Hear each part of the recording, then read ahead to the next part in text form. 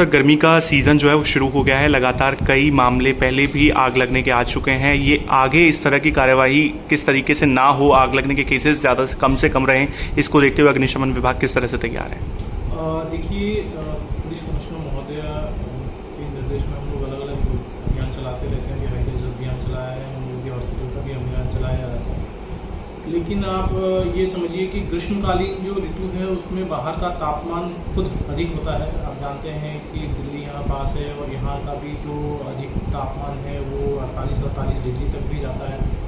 लू का प्रकोप भी चालू होता है, तो बाहर का खुद तापमान ज़्यादा है, जिसमें एक चिंगारी भी अगर आती है तो वो आग का काम करती है और आग बहुत तेज़ी से फैलती है। तो इसके मद्देनज़र मैं आपके श्रोतागण से यही विनती करूँगा कि वो एसी, पिछली बार हमें 220 आग लगी थी पिछले गर्मियों के सीज़न में, अप्रैल से जून तक। अगर एसी का सर्विसिंग समय से करवा लें, एसी ऑथोराइज वेंडर से ही कराएं, रिफिलिंग जो है अगर करवा रहे हैं तो वो ऑथोराइज वेंडर से कराएं और लगातार ना चला के उसको ब्रेक दे के चला रहे हैं। तो अगर एसी की आग अगर हटा दें तो 220 आगे हम कम कर सकते हैं। रही बात इलेक्ट्रिकल अप्लाइंसेस की, अगर आपको याद होगा गौर सिटी 4th एवेन्यू में एक इलेक्ट्रिकल अप्लाइंसेस गीज़र ऑन छोड़ के वो 2 दिन बाहर घूमने चले गए थे, जिसकी वजह से गीज़र फट गया था, पूरे फ्लैट में आग लग गई थी। सूचना भी हमें बाद में मिली थी क्योंकि फ्लैट में था।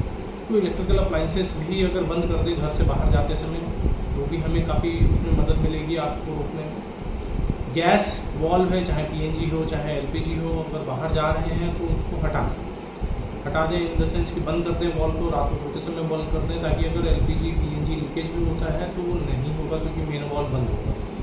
तो छोटी छोटी चीज़ें हैं। एक और है इम्पॉर्टेंट है, जैसे कि अगर आप पूजा अवश्य करें परंतु दीपक को पर्दे के नीचे ना रखें, और अगर आप घर से बाहर जाते हैं तो लोगों को बंद कर दें। ये मुख्य जो कारण है ये आग लगने के यही है। विद्युत वायरिंग को चेक करा लें, एक ही सॉकेट में बहुत सारे वायरिंग कनेक्शंस ना डालें।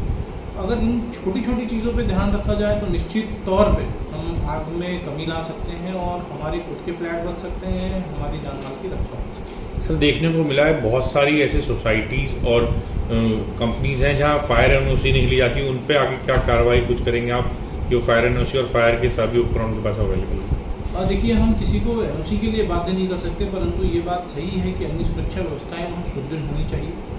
इसी के मद्देनज़र जो मैंने आपको बताया कि एक अभियान चला रहे हैं, हमने एक अभियान चलाया था सोसाइटीज़ की, जिसमें कि हम लोगों ने 87 करीब मुकदमे भी कराए। अब हम उस पर अगले स्तर पे जा रहे हैं।